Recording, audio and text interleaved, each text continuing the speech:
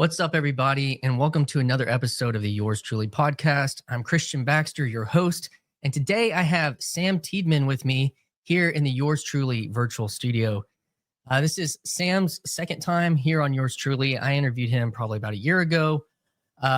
He is a very active and participant and one of the heavy hitters of this little corner of the internet related to the orbit of Paul Vanderklay and is creating his own orbit, you could say.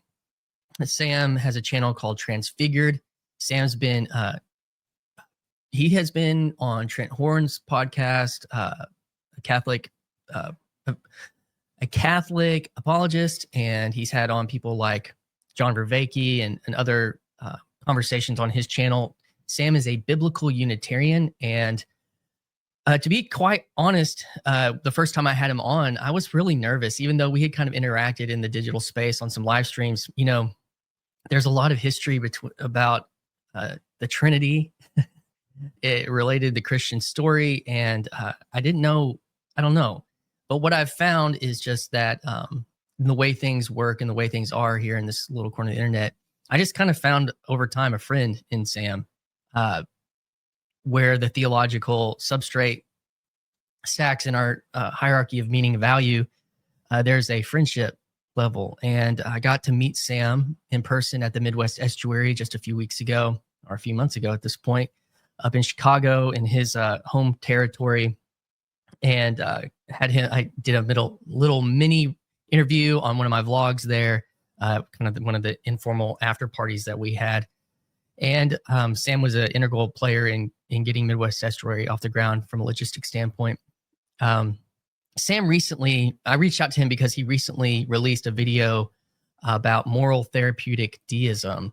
There are two videos, actually. The first one is entitled The Forgotten History of Moral Therapeutic Deism. What is it and where it came from? And then the second one was Moral Therapeutic Deism. Does it still exist?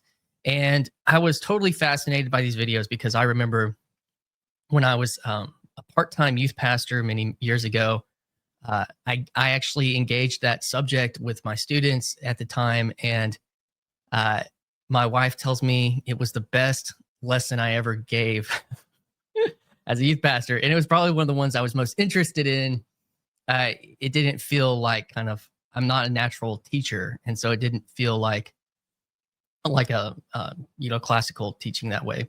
And it did not feel like I was doing a lot of work to engage the topic, but it's been a long time and it's kind of sat in the back of my mind. And so when Sam brought it up, it kind of reminded me of some things, and I engaged in the comments, and I was like, Sam, we should talk. I'd like to host a conversation with you about it. So that's what we're here doing today. And I'm excited to get into it. So that's what we're going to do. Don't forget, like, subscribe, become a channel member if you want to support this channel, the work that it is or whatever it's doing related to conversations, places to think out loud. We're going to cover some of those ideas related to this topic, specifically about thinking out loud in the digital space. And I think Sam's a really appropriate person to do that, living a Unitarian, living in a Trinitarian world, so to speak. And so without any further delay, I give you Sam Tiedeman, Transfigured. Hi, this is Christian Baxter, and you're listening to Yours Truly, a place we go to think out loud.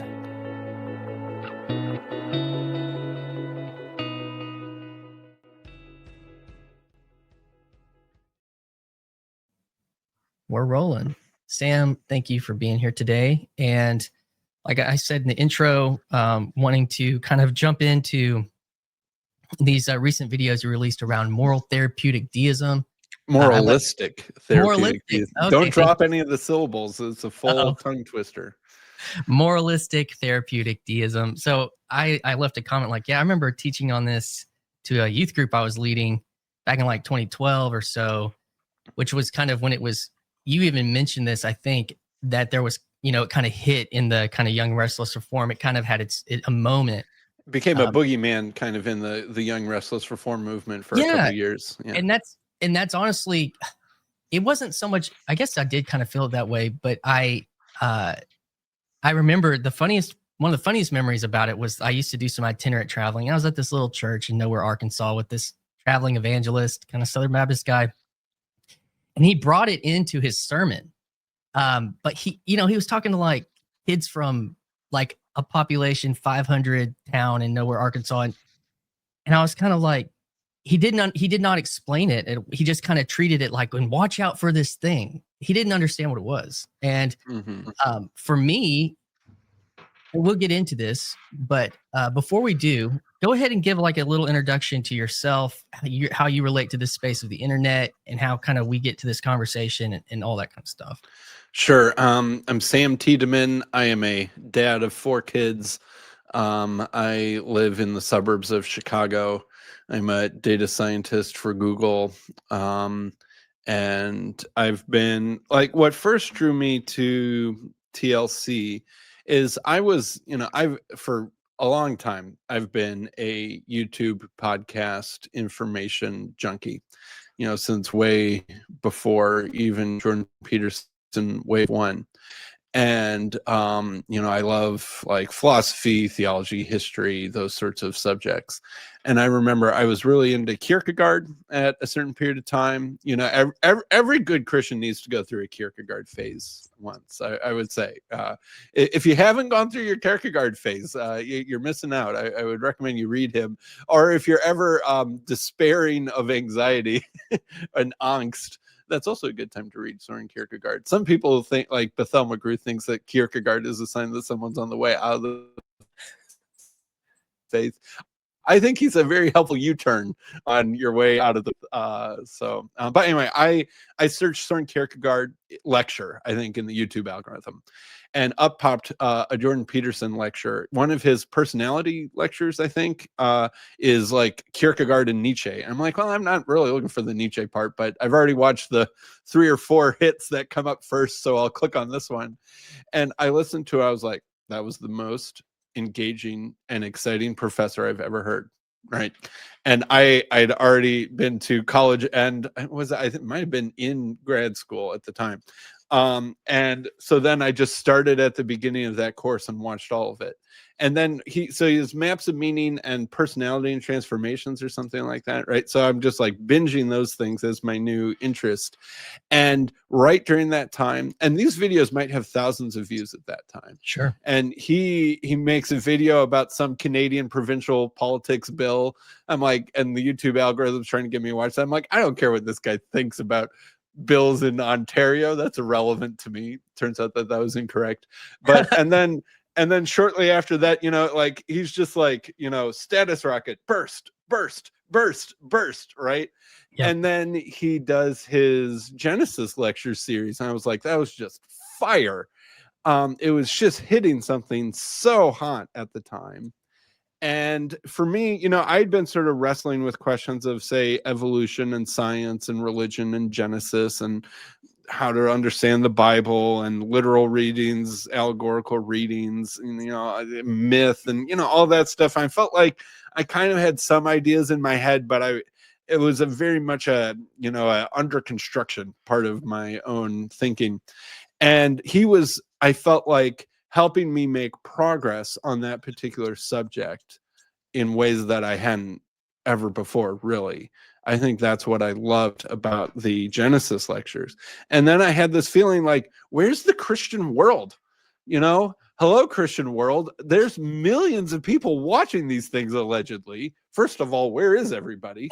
Second of all, where is, the Gospel Coalition or anyone else to like notice that this random Canadian professor is getting 1 million people to watch him talk about the book of Genesis? But he's like kind of Christian, kind of not. And I remember feeling like there was this vacuum that needed to be filled of some bridge between the Christian world and the Jordan Peterson world. And then the algorithm serves me up CRC pastor comments on Jordan Peterson lectures, Bible lectures, or whatever the exact title of the video is. And then I became a Vanderclay junkie, and came out of the lurk at some point and told my story about and part of my story was in the Moralistic Therapeutic Deism lectures. Yeah. Yeah. And so, and then Vanderklay started a meetup, and I was pretty inspired to do that. And so I met some Chicago people that listened to Vanderklay in the comments section of my own Randos conversation, including Hank. And we were able to get a Jordan Peterson meetup, as they were then called. This was before Estuary. And so we got one started in Chicagoland. And then we slowly evolved into becoming, wherever exactly we are, a meetup Estuary groupie thing. And honestly, like at our last month meeting, I think we had 20 or 21 people. Like, Oh, wow. We're bursting at the seams with people. There was at least 10 people at that meeting that were new since Midwestuary, so that could bleed into talking about Midwestuary, I guess. Well, yeah, I mean, and as much as I want to get to the videos, I guess that's kind of the next thing that happened in this space, and you were an integral part of that. I mentioned that in the intro, that group being in Chicago, being hosted in Chicago was, a key factor for all of that. And I created kind of, a leadership structure with that, and in a hub, all these things that are real and that happen, they're patterns in reality. And the 2 points that I want to bring out is just that I did not know where you're going initially with the moral therapeutic deism video, but the moralistic therapeutic deism video, but it it made sense, as it was going through. Okay, related to your story specifically, being a biblical Unitarian, these kind of Christian third spaces, we could say something. I think Paul mentioned that in his conversation with podcast guys the other day, Mhm. and that there is, I think, a real need for this. And you're kind of seeing y'all's group kind of double. And it was really encouraging when I was at Midwest Estuary. I met one of your members, I think a longtime member who makes really long comments on my channel. Which one? Well, I don't know if I want to out him as being Okay. in that All area, All right. Okay, fair enough. I think I know who you're talking about. Yeah. So, but that was the real pleasure. And he basically writes Substacks in my comments. Yeah. Anyways, yeah. So the conference now, y'all have, I don't know if that's like doubling in size or something like that, roughly, or seems so. I'm not quite sure how our meetup, because 20 is honestly a little bit too much for Sure. a really good meetup. And so kind of my plan is another person in Chicagoland, in a regular attender of our group, is starting one has actually already started one at his church. He's a pastor. I won't say his name or his church on the internet, but he's started one at his church. And then Mo, who has no qualms with me saying his name, he was one of the leaders of the Midwestuary Planning Committee. He is, I think, going to start another one at the church that we went to on Sunday after the conference. So my plan is to just increase supply of Chicago area estuaries, because right now we meet once a month. And so now we could have 3 different estuaries meeting more frequently. And then that might, lower the number of people that are showing up to the main Chicago one, because maybe they're going to one that's closer. I also think that there's possibility to start one in southeastern Wisconsin. And that's, actually that's less than an hour really from where we meet. And so my plan is increase supply, and the concentration at each meeting will hopefully lessen a little bit. Well, let's take this, because that you ended your videos with on moralistic therapeutic deism with moralistic therapeutic deism is dead, long live moral therapeutic deism, or moralistic therapy. Yeah. I'm getting my syllables wrong. But so you record your videos, moralistic therapeutic deism, you end it with long live, or moralistic therapeutic deism is dead, long live moralistic therapeutic deism. And so with that phrase related to, hey, I want to increase supply of estuary groups, there's a link there. There have to be. Mm-hmm. So yeah, let's try to put that together. Well, so kind of honestly, making those moralistic therapeutic deism videos, I didn't have that conclusion in mind until pretty late in the game. I felt like, my own script writing and thinking about these episodes kind of evolved my thinking on the topic as I was doing it, and helped me flesh out thoughts that I didn't know I had, and form opinions and ideas that weren't there at the beginning of the process. So, and that's what I feel like is a really good video should do that it should, not just help shape the audience, but it should shape even the person who's making it, maybe even most of all. And what my point with that comment is that it does seem like if moralistic therapeutic deism was sort of the background religion, or the background sort of content of the worldview of America, and it seems to be falling apart or ripping into different warring camps that can't agree on it as much as we used to agree on those sorts of things. And maybe we should real quick give a brief explanation, Sure, in case for the people listening what that is. So moralistic therapeutic deism, the term was coined by a sociologist named Christian Smith, who was also a Christian himself. He was an evangelical. He conducted a bunch of interviews of teenagers that were basically, like I said in the video, old millennials, people born basically in the mid to late 80s, and asked them questions about, well, what do you believe about religion and spirituality and belief and all those sorts of things.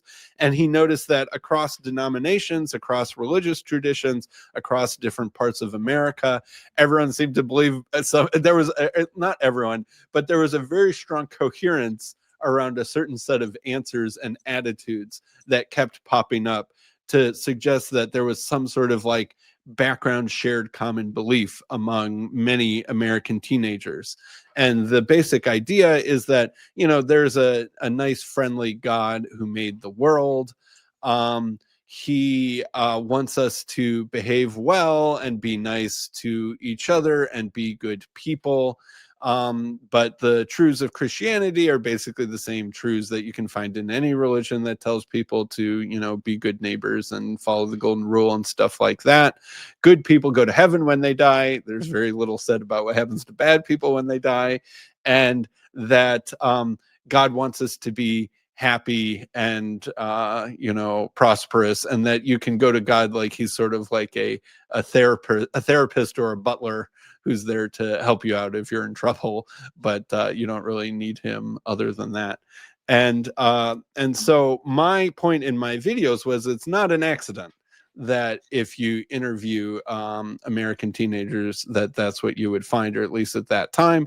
Like, I think I made a joke, like it wasn't some Y2K programming bug that suddenly infected all these people to think that way, that there were actually centuries of American religious and philosophical history that led to it being the case that was sort of the background religion of the time. And it also wasn't just an accident that there were people deliberately crafting and disseminating these sorts of ideas with sort of purposes in mind as well.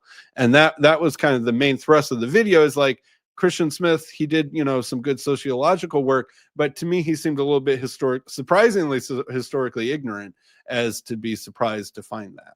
Well, what was he teaching, or what was his background education? He was a sociologist, but he went to Harvard Divinity School, which is interesting. So part of me is like, hello, you should know. I mean, that he's in the water. He was he couldn't see the fish in the water. Yeah. And even though you have some Harvard experience back there yourself, like, I think the times, we're men of our time. And so it's different situation.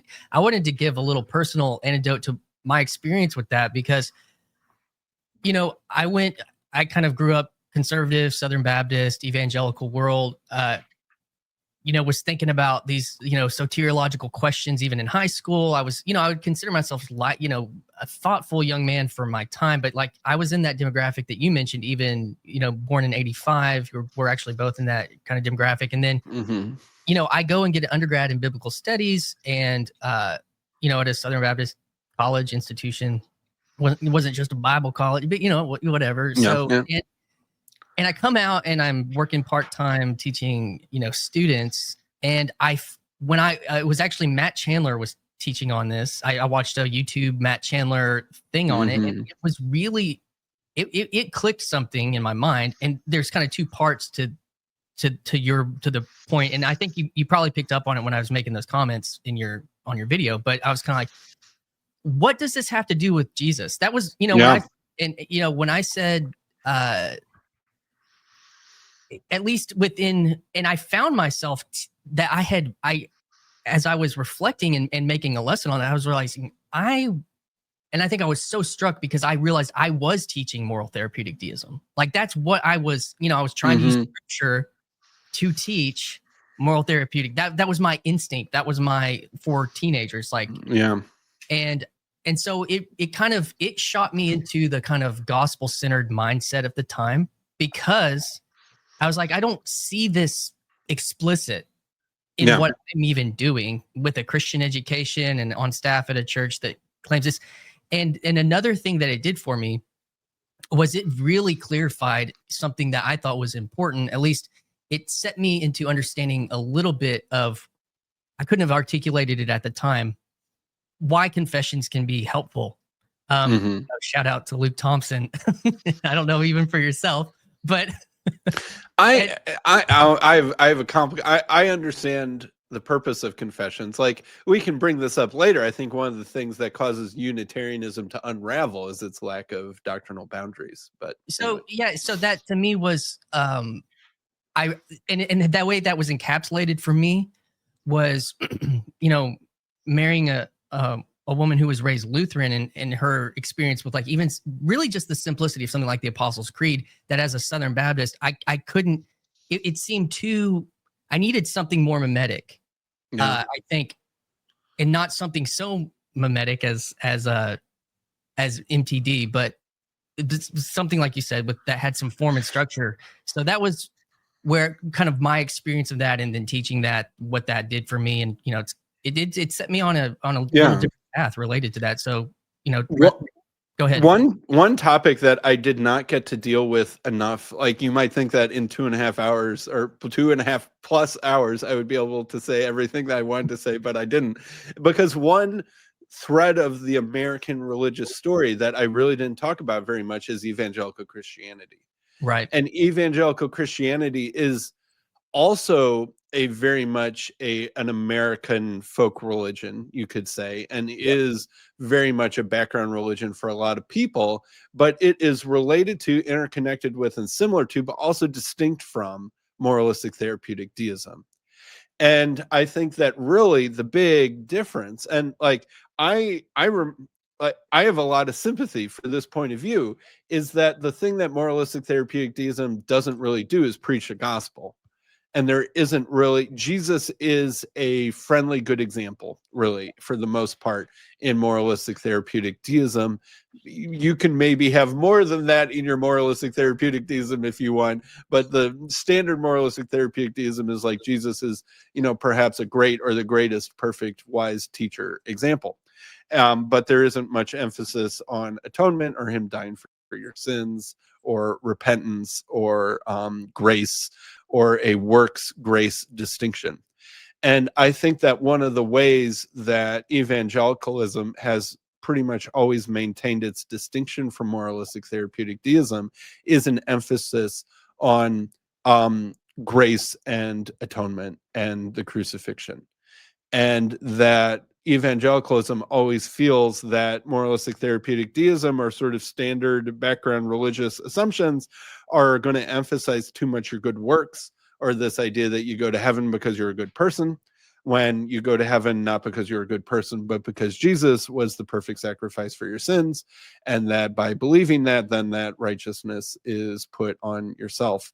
And so I do think that is another important part of the story that I didn't really talk about, is that evangelicalism is always sort of wrestling with this kind of larger religious thing, whether it thinks it's like mainline Christianity, moralistic therapeutic deism, what have you.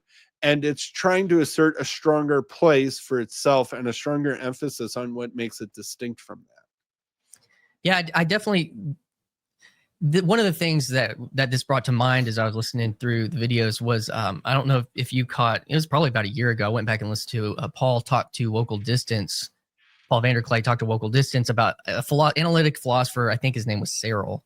Searle, yeah, John Searle. And it was the network in the background illustration. And that really clicked very tightly with how you were outlining this. And Paul kind of hit on that as well. And his Can I just like go walk over to my bookshelf for 5 minutes while you stare awkwardly at the camera while I get some books that I just need to get you to read? Okay. I'm sorry, I'm making a little bit of Wokel Distance. That video, yeah, he was like, I have to do receipts. You can't, we have to have receipts. And that was a helpful framing. And then when your video came out, it laid on there. I was like, okay. And so you laid out kind of the history of moral therapeutic deism in the first video related to kind of American exceptionalism and the elite schools and how Unitarianism was alive in the founders in a sense, or deistic Unitarianism was alive in the founders, and that these were our elite institutions, and they, this kind of stuff disseminated. And it really did give a helpful framework for why, well, there's a lot of different ways to go on this.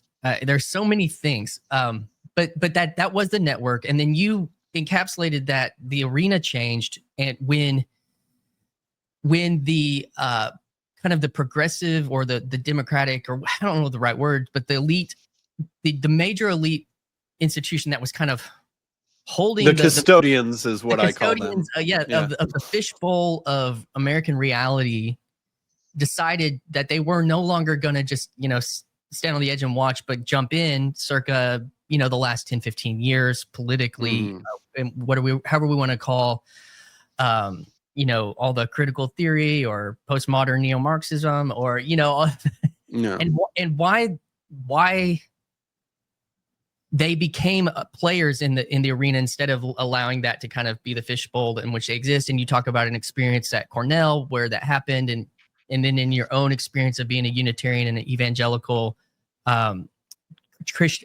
campus ministry, and kind of being, ostracized a little bit in that, or at least removed from leadership because of that. And so those, I don't know, I'm interested in that move. And then on Mark Parker's stream, you were using the boogeyman word Christian nationalism pretty, it was interesting. I was like, man, Sam's just going for it. He's like, I kind of want some Christian nationalism. I'm like, oh, Sam's saying that. And then the other piece is this, it goes all the way back to kind of, why is Jordan Peterson talking about Bill C-16 and in this kind of free speech thing first? And you kind of hit on the First Amendment. You kind of kept going back to the First Amendment in relationship to how does quote unquote Christian nationalism work in this. I'm trying to put a lot of things together here. Sure. We should have teased them all apart, but I'm not good enough at that yet. But then you brought in that the Christian nationalism with kind of lost my thread here, but all that to say, these things are playing together. Yeah. And I'm interested in how you're processing all those. Right.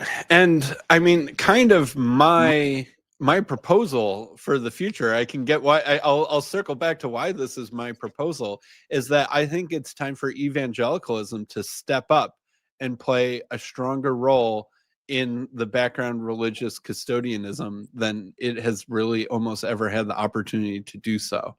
And that's sort of what I was calling Christian nationalism. Although, let me be perfectly clear from the outset, I love the First Amendment.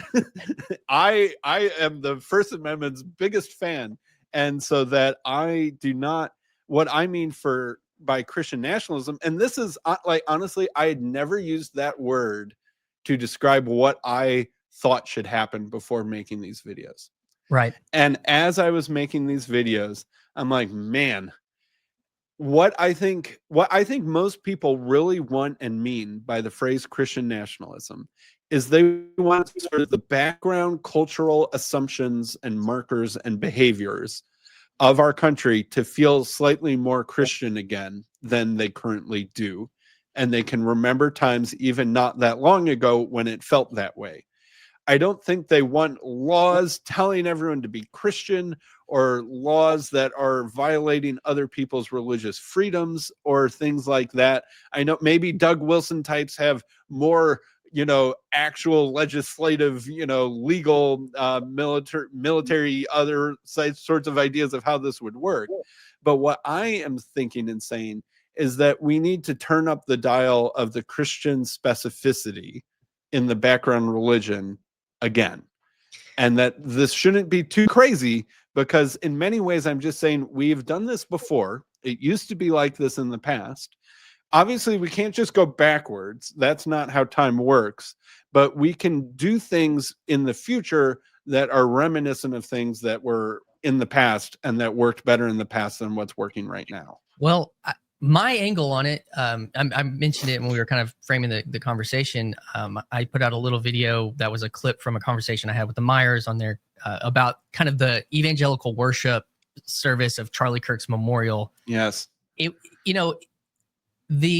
What I'm seeing right now, for the biggest Christian artists were, you could call them radicalized by the Charlie Kirk thing. And I think there's a lot of pieces at play, because there's also issues of power there or influence, which is exactly kind of what you're talking about. But artists like the entire cabinet of the government was in the audience of that thing, for heaven's sakes. I mean, how, if you were a progressive person, liberal Democrat, and you're watching, there had to have been a little bit of jealousy to be like, why isn't my thing connected with the government that tightly or something? And so, and there was a clarity related to people like Marco Rubio getting up and sharing, a kind of gospel thing that was just, regardless of if your cynical take on it, it was very clear. And so that was interesting. But also, there's something about the evangelical modern worship thing that is I was like, there's something widely culturally binding around that. And that was even touched on in my conversation with the Myers, related to, what do I do with my kids liking Josiah King? And he has a single with Forrest Frank. And Forrest Frank, and this, who's a very kind of Gen Z popular artist,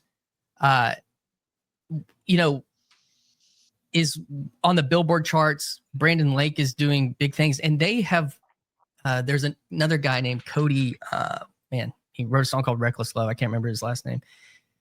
They had a little Instagram beef, and then they went on Ruslan, and they kind of, or they worked it out on, and then they went on Ruslan and had kind of this conversation to kind of reconcile. And now they're thinking, there was this news in the culture of this Super Bowl artist, Bunny B. I don't know. I'm getting too old for all this stuff. Bunny Hill? Bunny, yeah. I have no idea who that is, but yeah. But they were, there's, a lot of like, man, we want something wholesome. And they were like, what if we just provided and promoted an alternative halftime show for America? These two artists were turned to this channel instead of this channel during the Super Bowl. And I think it has possibilities of like completely owning that thing. Like, so that's what I'm talking about. And the music industry, we can have all sorts of cynical takes on it, and I do, has probably in more ways the ability to do what you're talking about than even because it is more MTD. It's more what I was like, Catholics listen to K-Love, whatever, or their Spotify playlist. Yeah. So I don't know. Yeah. What interact with that? Maybe some. Yeah. And I think that evangelicalism, because my main thesis was, look, you have to give the moralistic therapeutic deists their due. The people who kind of orchestrated it, they were doing things they had a purpose, and that there needed to be the shared American story, these shared American values, and sure, maybe the Democrats and Republicans could be slightly different flavors or emphasize slightly different things.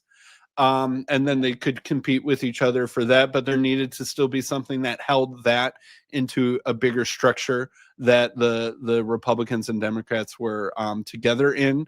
Because in my video, I showed that Ronald Reagan was as perfect of an example of a enthusiastic moralistic therapeutic deist as anybody. And so not that long ago, this wasn't a Republican or Democrat flavored thing. It was something, it was the container in which the teams could compete in the shared arena.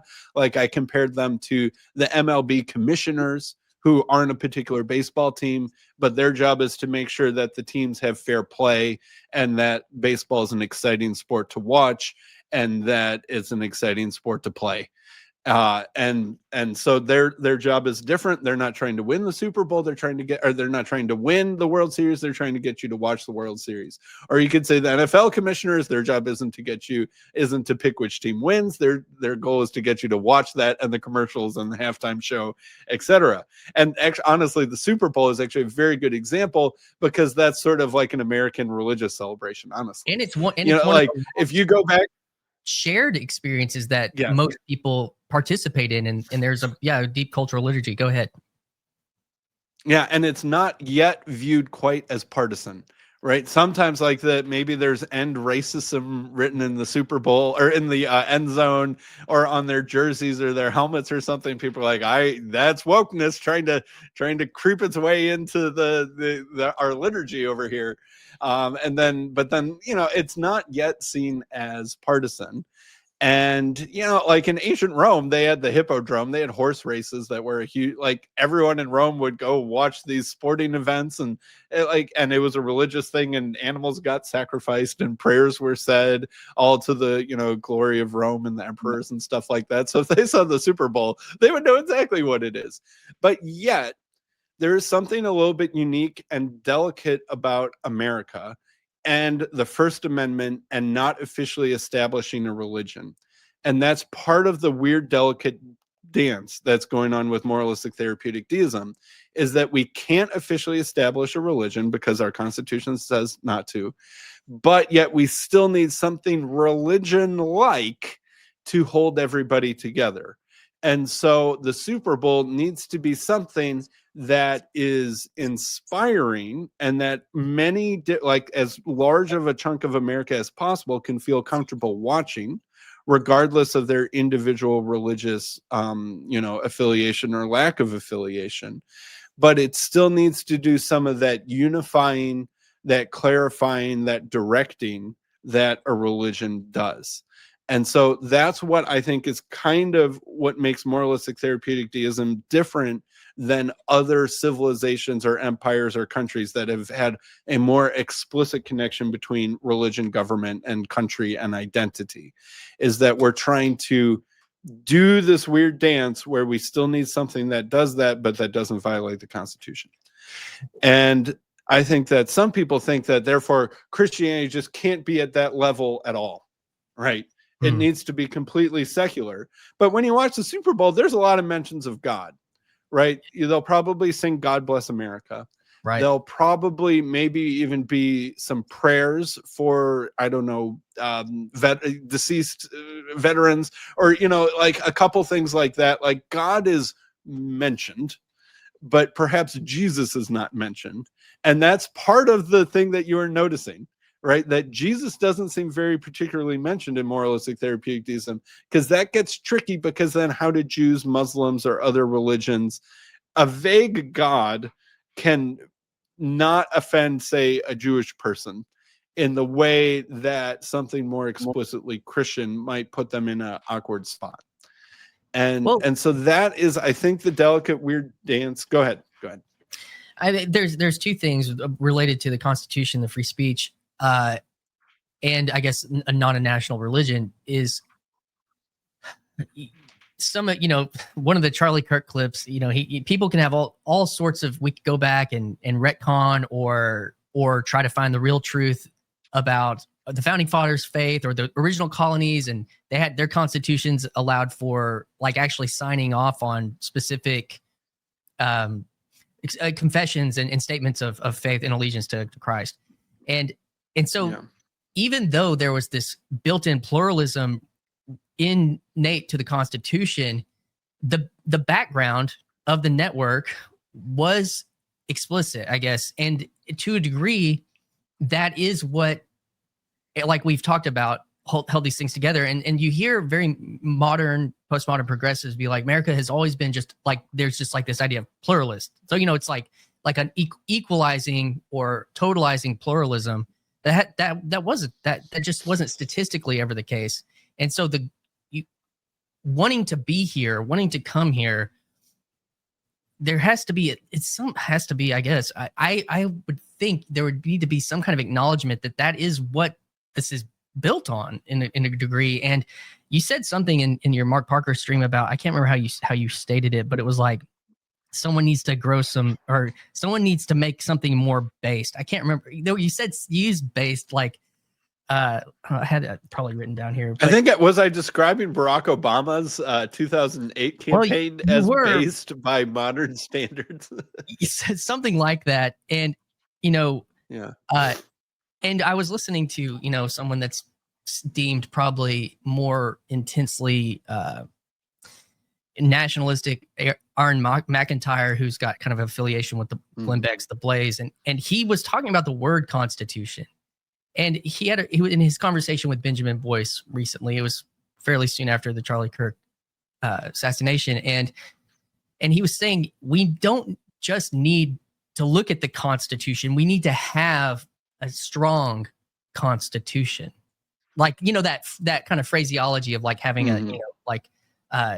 and he's like, that's what that was in the face of England or Great Britain, that these people had a constitution, like a kind of a strength. I don't know, a strength to them. Yeah. Like he's well constituted as a strong constitution. Yes. Yeah. And so trying to play off of that pun. Yeah. Yeah. And so I thought that was kind of interesting because it is going to take some level of that. And you could look at kind of what Charlie Kirk had a strong constitution, in the way that this is playing out and the way you see these clips and whatever.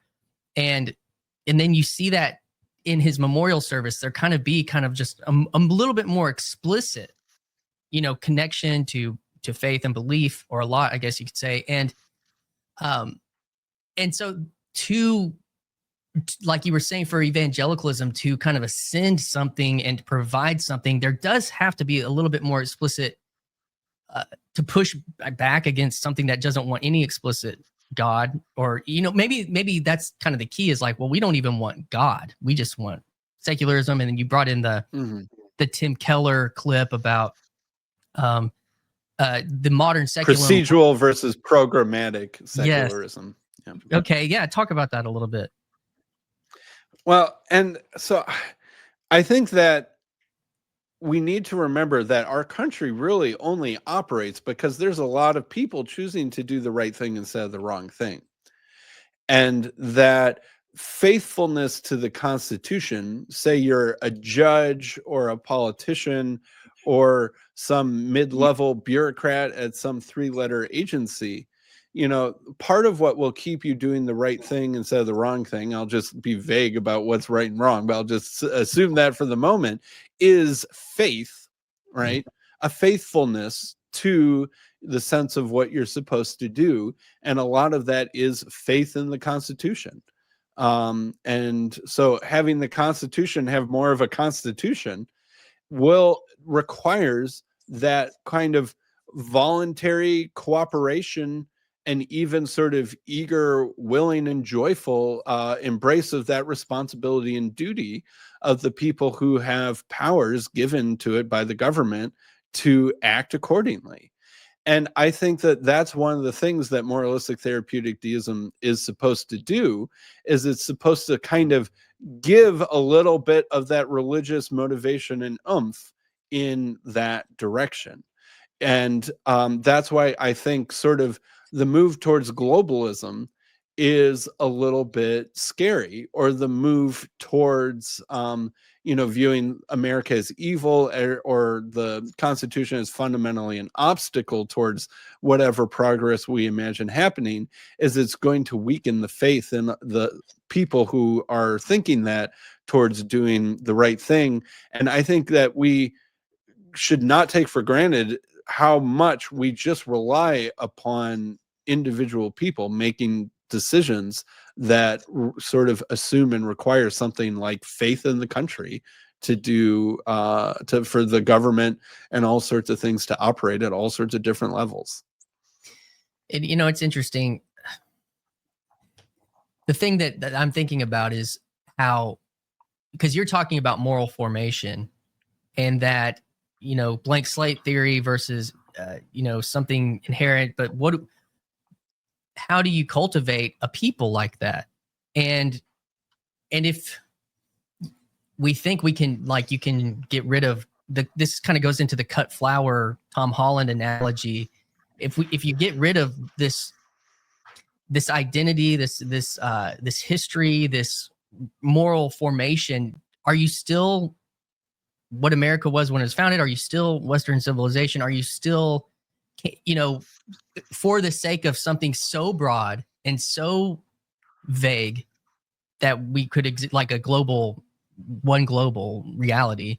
One of the things I put in, I think it was Paul's response to your video, was the thing that keeps coming to my mind, scripturally or theologically is, and this is kind of just a proof text, non-hermeneutic, but it was like, every nation, every tribe, every tongue. That's talking about lots of different distinct identities, in the eschaton, or like that being a teleological end is not one nation, one tribe, one tongue.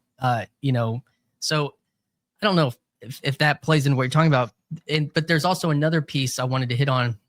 You can kind of choose where we want to go with this, but is in your first video, you kind of ended on, as a Unitarian, and I'll, there in this kind of area of the internet, you have Jacob Federecci saying things like he's always bringing up Michael Servetus related to Calvinism and Unitarianism and these things. But you made this point of like, I was in historical Unitarian land, but I've ended up taking my family basically to kind of a Calvinist, maybe Puritan or Baptistic historical church. And I wanted to kind of, if you kind of like expound on that point a little bit related to what we're talking about. Yeah. I mean, I think one of the things that enabled me to make that video is that I've been, a huge nerd for the history of American Unitarianism for a long time. And my basic point is like, moralistic therapeutic deism didn't come from nowhere. It's just Unitarian Universalism, guys, right? It's Unitarian Universalism circa 1950 or 60, right? That it has a particular pedigree. It didn't fall from the sky. It was from one particular denomination, and it happens to be the denomination that controls Harvard's divinity school, right? And that is sort of the top-down structure of how it disseminates. And so, like, and I know that because I've cared a lot about and researched a lot these, various early and not so early American Unitarian figures. And so when I hear, the points of moralistic therapeutic deism, I'm like, that's not from nowhere. That's actually a very specific form of belief. But yet I don't like Unitarian Universalism. I feel like they ruined a good thing is sort of the way that I feel like in my video, I had sort of first wave Unitarianism and second wave Unitarianism as contributing to the ingredients. I'm like, I like first wave Unitarianism. Then it all started to go to crap, with Ralph Waldo Emerson and the Transcendentalists and the Universalists and all those sorts of other things. But, man, I feel like in some sort of way, another thing that I was just feeling throughout this video is that there needs to be some sort of detente or some sort of truce or reconciliation between Unitarianism and Calvinism. And I can't help but feel like in many ways, Unitarianism is Calvinism, the extremes of some kind of Calvinism swung too far in the opposite direction. And that there's the pendulum's going too far in either direction, and that they both have something to contribute, and that we need to help Michael Servetus and John Calvin get along or something like that. Because what's interesting is like I grew up biblical Unitarian, but yet my Unitarianism doesn't like go back to New England. It is like this weird Jesus movement, restorationist, biblicist kind of thing that kind of got created out of whole cloth in like the 1960s during the Jesus movement. and my dad joined the Jesus movement. And so the reason why I grew up not believing in the Trinity was connected to a particular leader in the Jesus movement who rejected the Trinity in his church. And my dad had joined that. It's not like I have some unbroken chain of Unitarians going back to John Adams. But in fact, I actually do have an unbroken chain of Congregationalist Puritans, Calvinists going back to the founding fathers and before. My father, who I said, became a Unitarian in college, he grew up in a Congregational Trinitarian Puritan church. And I still go to that church every once in a while. In fact, I tried joining that church for a while, but it was too liberal for me to stomach, mostly on behalf of my kids. It was too liberal theology, woke, whatever you want to call it. Like, I tried doing the Redeemed Zoomer Reconquista thing like, man, this church has a lot of old people. There's not a lot of young people. It's right here in my community. Like, the first time I went back to it again, the pastor said, "Oh, hi, Sam. Did you know that you happen to have sat in your grandmother's pew this morning?" And I was like, holding back tears when he came up to me and said that. Right. So, and there's an unbroken chain from my dad all the way back to the Mayflower of people who are in Congregationalist Puritan churches.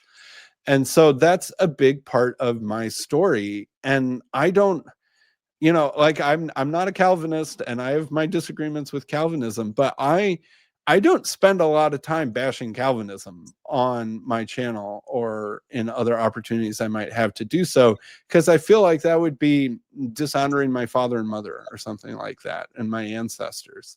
And that, I could probably go toe to toe with Paul Van der Klee himself on who has the longer, older, more prestigious Calvinist history. But it ended with my dad in, say, the early 70s when he joined that part of the Jesus movement. But yet it's not kind of dead, because that church still gave my daughter a Bible when she entered second grade, because they give all of their second graders Bibles as like a present. And so, and even though I don't go there regularly, they're like, "Hey, Sam, we've got a Bible for your daughter. Come and get it." I'm like, "Okay, fine. I'll come get a Bible." So it's like that connection isn't even fully broken in my identity in some sense. The church is right over there. I could walk to it in a couple minutes. So I feel like, and this gets back to what we were talking about sort of with evangelicalism versus moralistic therapeutic deism too. Because in many ways, evangelicalism, it's not just Calvinist. It's, it's got Methodist and Baptist and other sorts of ingredients, and Charismatic. Pentecostalism, and charismatic, and all that sort of stuff. So it's not just like some pure remnant of the Calvinism. And even when I'm moved to Boston to go to grad school at Harvard, and I'm figuring out where to go to church, and all these Unitarian churches are woke wastelands of empty pews and old Bostonian ladies who are 80 years old and have Black Lives Matter signs, etc., plastered all over their church. Like, literally, like William Ellery Channing, who's like one of my favorite American theologians, the great American Unitarian. He's got a statue in the Boston Public Garden that faces his church. And so his church is still there, and he is so strongly associated with that church. And it's basically empty on Sunday and covered in political, propaganda signs. And whereas Park Street Church, which is just on the other side of the Boston Commons, and these two churches face each other. You can literally see each other across the public quad.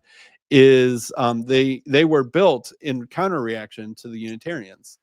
And they specifically built their church to stay faithful to the theology that they felt like this new wave of Unitarianism was taking away. So how strange is it that me, the Unitarian, when I am in Boston in 2016, go to the Congregationalist Puritan Church instead of the, there could have been maybe 20 Unitarian churches within an easy commuting distance.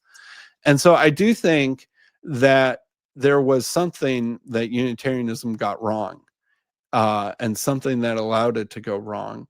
And I think part of it is that it didn't, like, you can imagine early Unitarian history that they didn't like creeds or statements of faith, because a lot of them had been burned by those things. And Right. so they're like, we're not making those. those man-made creeds, those man-made statements of faith, that's what got me kicked out of my last church. The last thing I want is another one of those here, right? Very easy, understandable human motivation. But that sort of, I think that leaves you too unguarded against theological drift, ideological drift, being caught by the winds of the culture and stuff like that. And also, I think the other mistake that Unitarianism made is it wanted to make itself the background religion. It sort of grabbed after that title for itself and that possibility for itself. And in many ways, that was sort of a deal with the devil, I think, in some kind of ways, even though, as I said, it's still understandable and someone kind of needed to do it. And it actually sort of makes sense why the Unitarians could do it better than anyone else, because a little bit of their vagueness and openness was helpful for that. Anyway, there needs to be some sort of detente, some getting back together between the Unitarians and the Puritans. They need to understand each other. Well, as Jonathan Peugeot says, symbolism happens because my church is becoming, we're joining a Presbyterian denomination. So, hey, hi. Right. Okay. So here we are. We're at least talking. Yeah. So there's that. But also what's funny is that we are leasing / recovering a Christian Science church, sanctuary, and there's a quote by Mary Baker Eddy up on, and you're talking about that in the video. And so symbolically, I'm listening to that as well. And we're talking about these things dying and living and it's like, well, the very fact that this group of people, like, what's weird is the Mary Baker Eddy thing is like, she was kind of anti-institutional, but they desperately wanted to be institutional. And so she wanted that credibility. Yeah. So you build these buildings that look institutional, historic, and the story of the one we were actually in, the people that was talking to the kind of their leader, they only have 4 people meeting. And he was like, originally we thought we were going to try to do one of the Gothic cathedral things, kind of inspired from the Northeast, but they ended up going with the colonial style, which matched actually the Presbyterian college up the street and the first Presbyterian church in our town. And so there's interesting things related to what you're talking about in this relationship, and even embodying that to a degree. I mean, I wouldn't call Christian Science Unitarianism, but it is a part of that in your videos that you were describing as this, what allowed for that in a sense. And so and this kind of, you already mentioned Redeemed Zoomer, and I'm getting to the point where I have to almost mention him in everything, because he, and I can't remember who you were talking to. You're like, I'd like to show that little whippersnapper thing or two. But what's funny is he's reaching for almost the same thing, in his hope and his project of creating that background network of the elite institutions, elite mainline church of America. Like he's kind of, maybe he's like your shadow nemesis in a way, but there's kind of a similar reach or hope for that. He sees that through reviving the mainline. You see that through empowering evangelicalism in a way. Those are, and those might not be mutually incompatible projects. No, I don't think so, because I think from a closer to 40-year-old perspective and looking at the culture as it is now, versus if you're 20-year-old perspective, you're looking at the culture, you look at evangelicalism as cringe and boomer-esque and stuff. And then, but for us, it's like kind of the soup that we were formed in a different way. And I think both are kind of needed and at play if the whole thing is to create a larger background to the network we exist in. I don't know what exactly the strategy should be with the mainline churches, but my main criticism of Redeemed Zoomer's project, our Discord had this idea first, but we didn't do as good a job as promoting and marketing. You didn't use Microsoft. He way out. What? His Microsoft Paint versions of his little meme things going. But part of it is also a generational thing. I mean, I don't want to get too sidetracked, but I do feel like TLC is very millennial heavy. And obviously we do have, you've been doing more than anyone to help bring some Zoomers more to the foreground. But we are pretty millennial heavy, and I think one thing that's different between the millennials and the Zoomers is that we just grew up with much more religious formation than they did in general. Yeah. And that we do remember a time when Barack Obama could stand up and say, I, as a Christian, think marriage is between one man and one woman, and that's why I'm running for as president. And that was the leftmost end of the political spectrum at the time, right? Not that long ago. That long ago, at least to a millennial, it doesn't feel that long ago. I remember 2008, whereas a Zoomer could have been like, not even in kindergarten yet in 2008. And so I think the Zoomers want doctrinal clarity. They like these shorter videos, here are the different denominations, and here's why mine's the best, and here's all the reasons why you should become whatever I'm trying to get you to become. And we're sort of like, oh, that's just Christian YouTube. I think, and I certainly thought that way for a while, I think that it really is, it's Zoomer YouTube. Because they're coming from a much different spiritual background, and they didn't get raised in anything. Whereas a lot of the millennials in TLC got raised in something, had a bad experience or a deconstruction experience or something like that, and are trying to rebuild their faith again.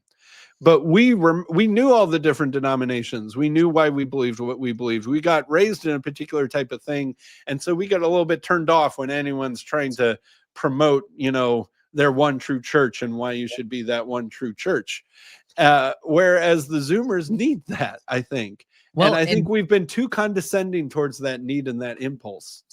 I don't know. I've been kind of in support of that. But what I'm noticing with that crew is because I kind of keep tabs on or somewhat in these young guys that are doing that, is even the ones that they're in different denominations, is I think they're looking like they're kind of looking for their own fraternal.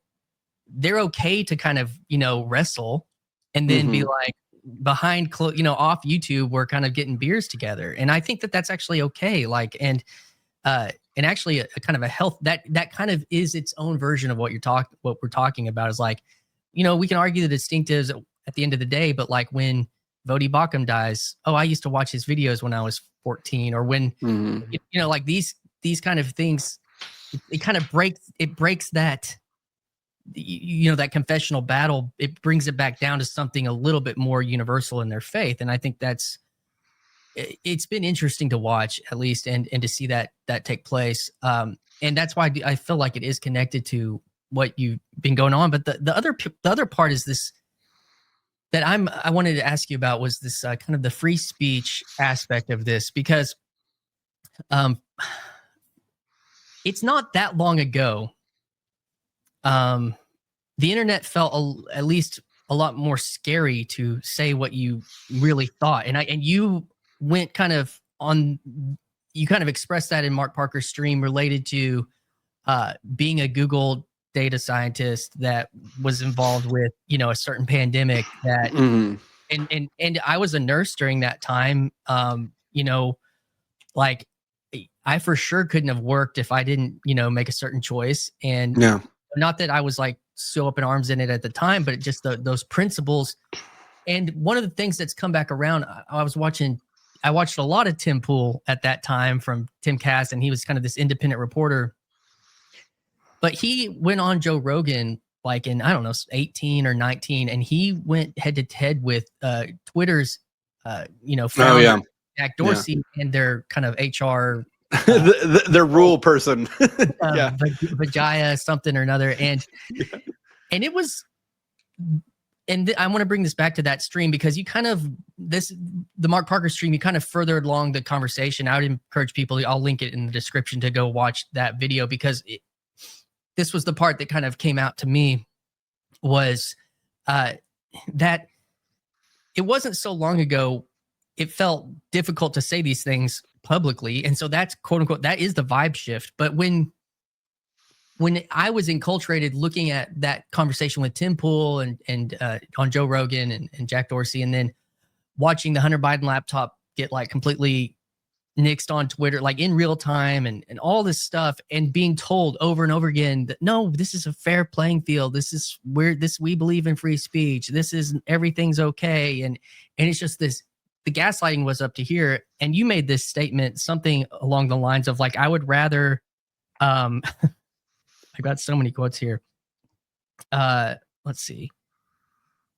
I would rather my totalitarianism be visible instead of hidden, was what you kind of said. And my thing with Trump is like, you know, Paul has talked about lions and foxes and bureaucracy versus like one person leader. And, you know, I'll just use this, this illustration. You made the point of the executive orders, or somebody I was listening to. Trump came in, he did these executive orders. I'm going to keep my promise, blah, blah, blah. You know, whether all that could be debated on how much, but symbolically, he was signing off. Oh, which was this one's about? Oh, yeah, that's a good one. Sign off, sign off. Oh, what's this one about? Oh, that's a good one. Where on the flip side of like, who's signing these executive orders? You know, or there even aren't executive orders. It's like, why is it like Google, you know, a week or two ago, you know, I always have to be careful talking about my employer, but when they make public statements, then I can talk about that sort of thing. Basically acknowledged that the government had been putting severe pressure on them during the COVID pandemic to filter out certain things, especially regarding COVID and the efficacy of vaccines and ivermectin and, you know, all those things that we remember that you could kind of feel the shape of the rules, even if you didn't know, but the rules weren't written anywhere. But so, you know, the government, who exactly, it's still kind of unclear, told Google that here's the things that can't be on YouTube or else, you know, and what that or else was, or else we'll use our other various powers to take away some of your business and your profit, or, you know, what have you. Right. So, but no one ever got told, right there. It's not like Biden signed a law and, you know, announced it from the Oval Office that this was the new policy. And here are the things you can't say on Twitter or YouTube or what have you. It just sort of happened.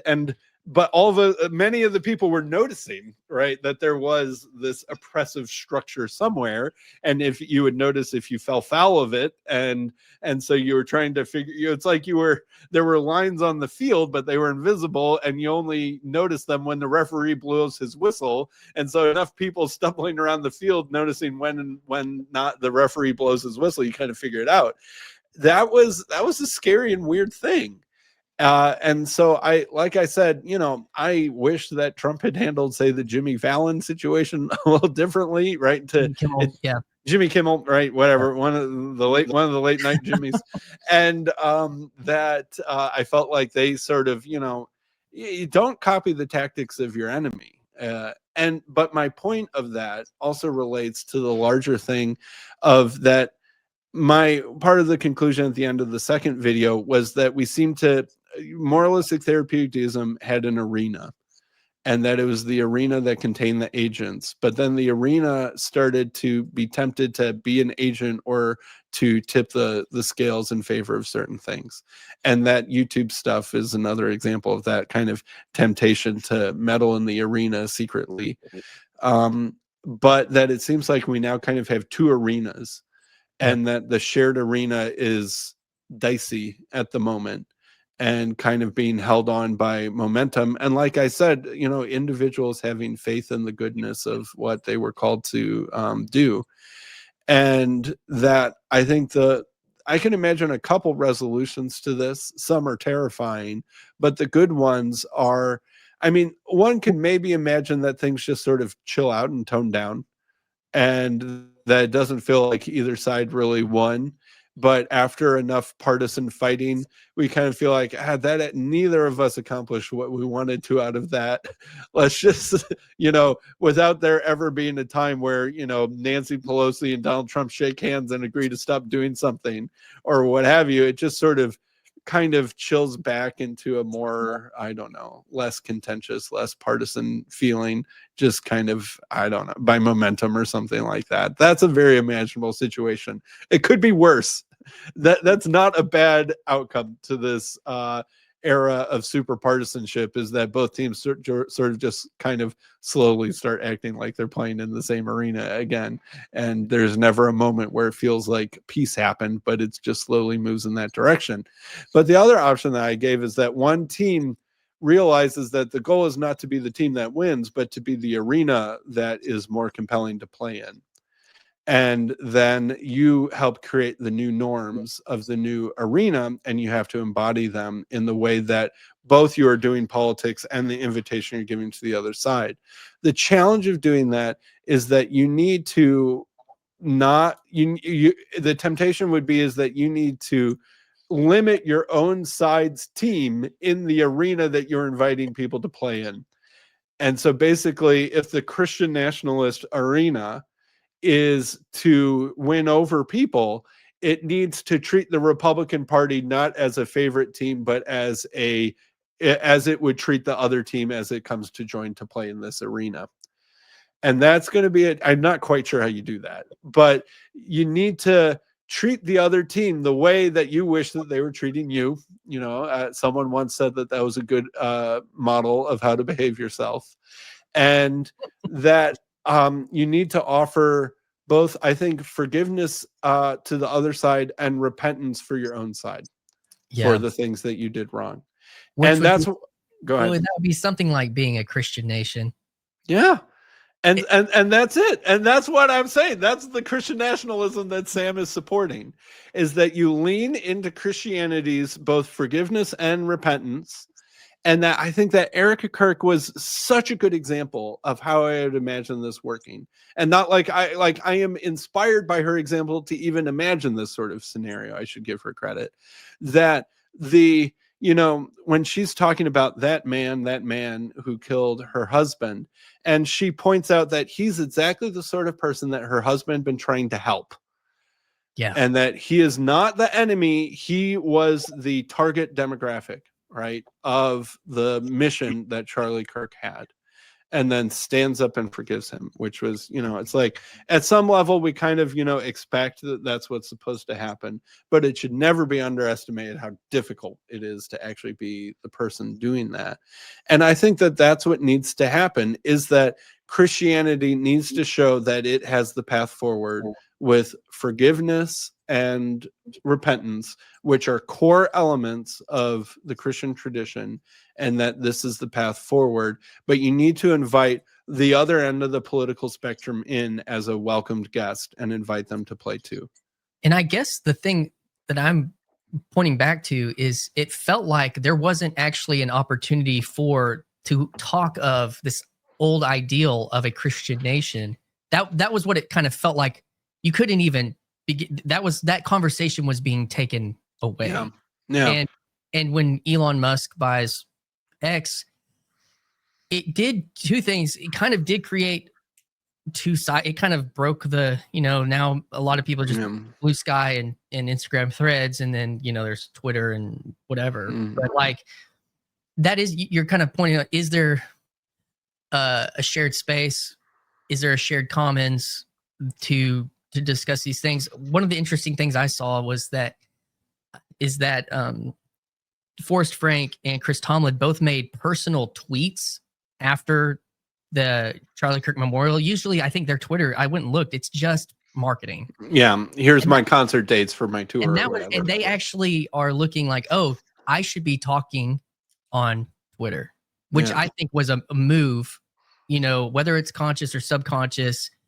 That was kind of a fascinating thing to me, and related to evangelicals kind of like making moves, people that are, higher in status hierarchy of that world.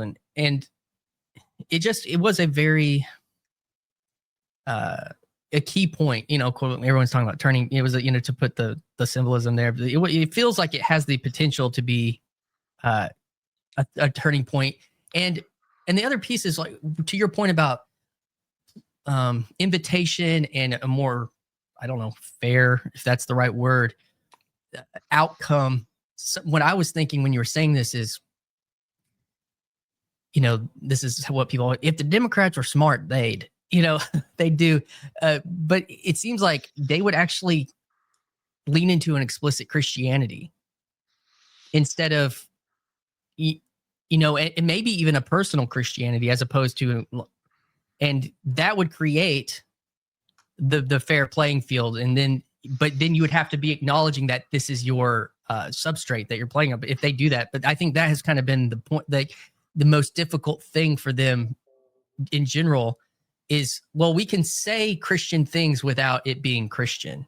Mm-hmm. Believe Christian things in it, but it doesn't have to be. And I think what you're saying is we kind of have to allow that to be the background, the substrate, and related to that cut flower. And, whether or not you agree with the conclusions of that you're actually then you're trying to operate on that level.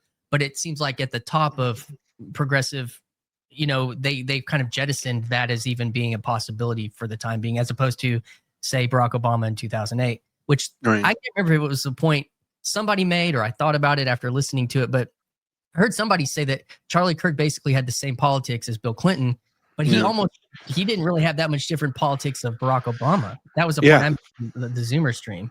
And I think that's something that needs to be reckoned with. And I think maybe that was part of the existential angst that even people that disagreed with him were feeling at that time.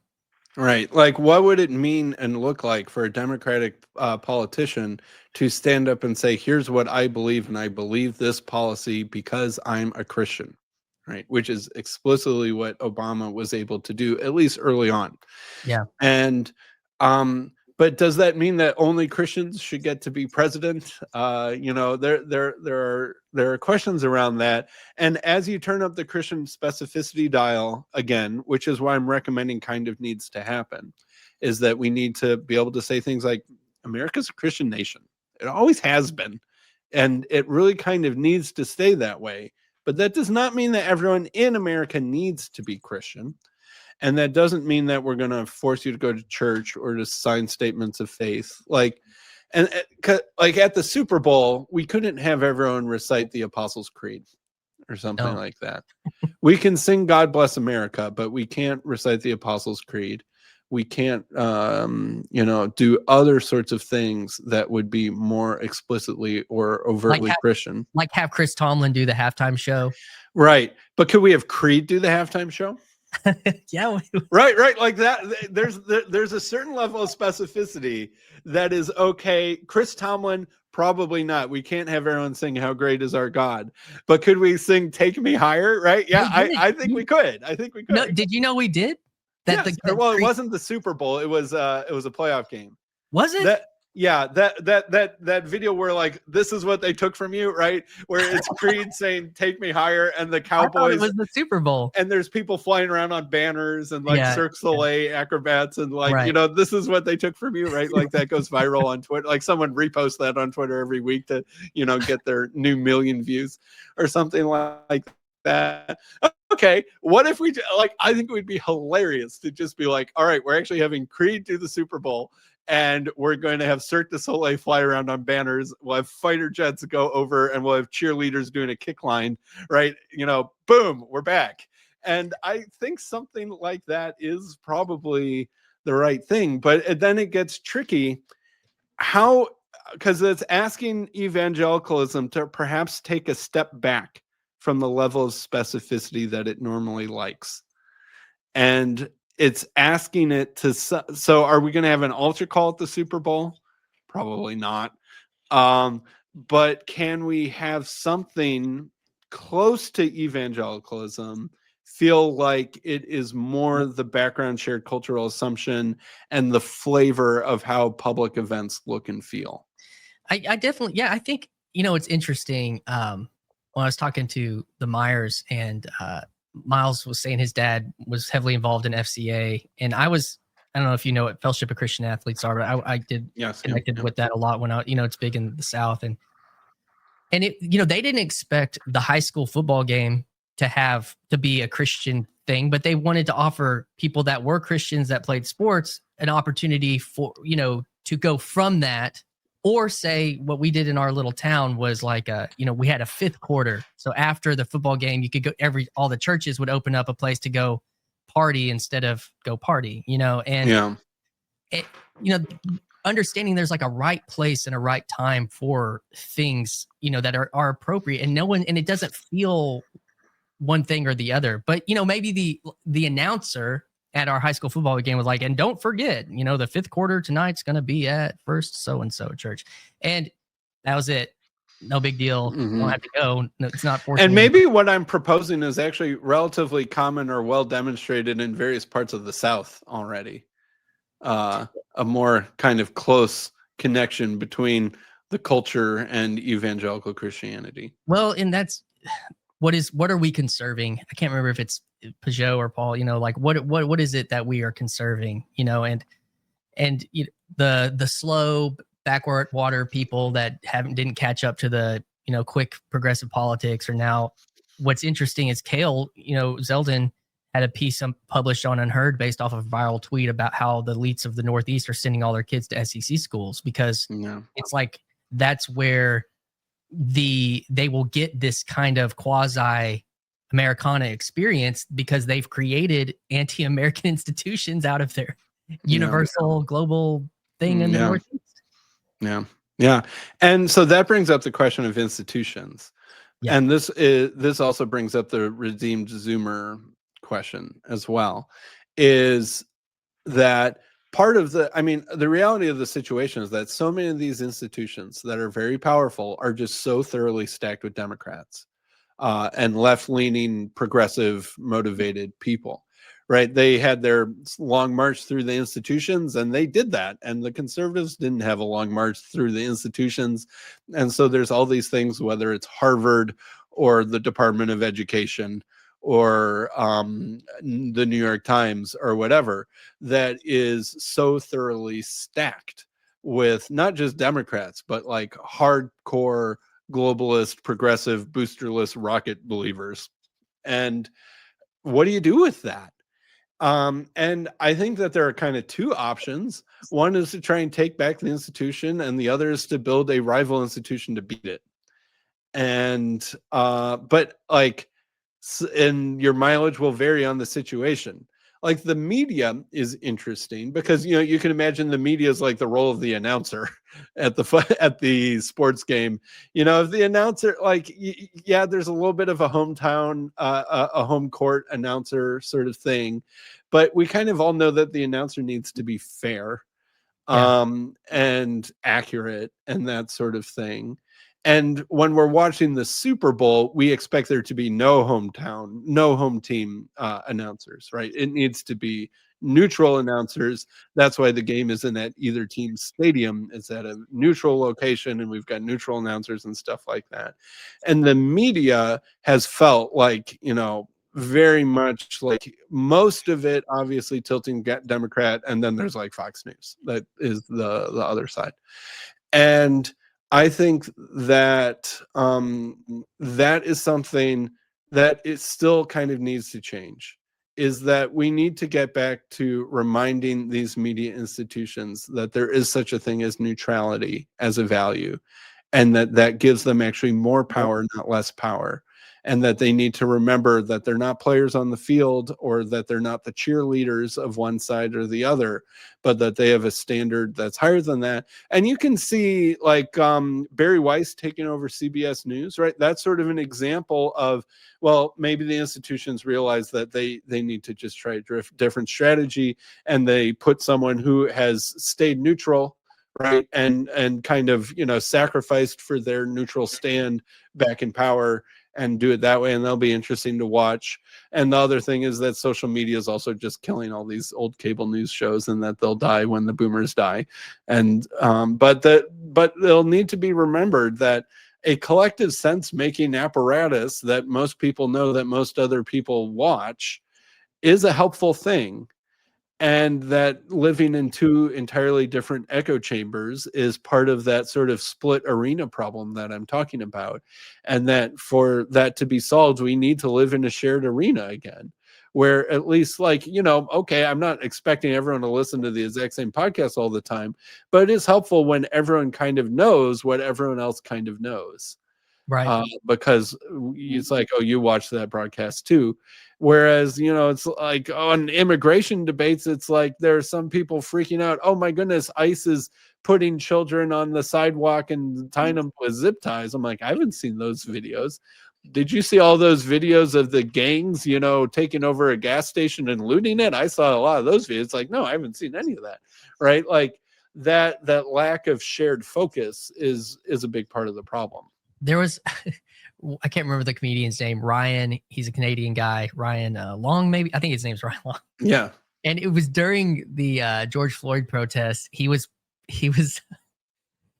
made this sketch where he was an editor for Fox News clips and an editor for like CNN clips. And each one he was like obviously tilting the clips a different way. And he was on the phone with the executives saying, yeah, we need more X, Y, you know, blah, blah, blah. Yeah. Kind of, you know, to that point, I think it also goes down to the personal level of like our lives. Like, you know, Elizabeth Oldfield's kind of her meme that I've held on to is her PLM, like always trying to find people like me. And to an extent, that's a natural thing. Like that's actually an important thing, you know. It's a healthy thing. Yeah. Yes. But at the other end of it, if you don't have any exposure or any perspective outside of your own, like that's actually then unhealthy. And how, I guess you're saying like institutions maybe used to, you know, and in the back of my mind, you know, I've got this little bit of cynicism related to all the, you know, because of the internet, because of these things, it's easy to kind of click that conspiratorial switch. Honestly, for me, it is, and because you can be exposed to all of it. Mm-hmm. And when the things happened, like in 2020, related to, like I mentioned, the Hunter Biden laptop being canceled, you know, as a story because it was politically inconvenient, that shook my trust deeply in institutions, and so it's a hard thing, and it is a challenge to, like you were saying, approach, you know, someone in your life with good faith who has a different algorithm, with the hope to have relationship, even and church can be a place where that can be transcended. And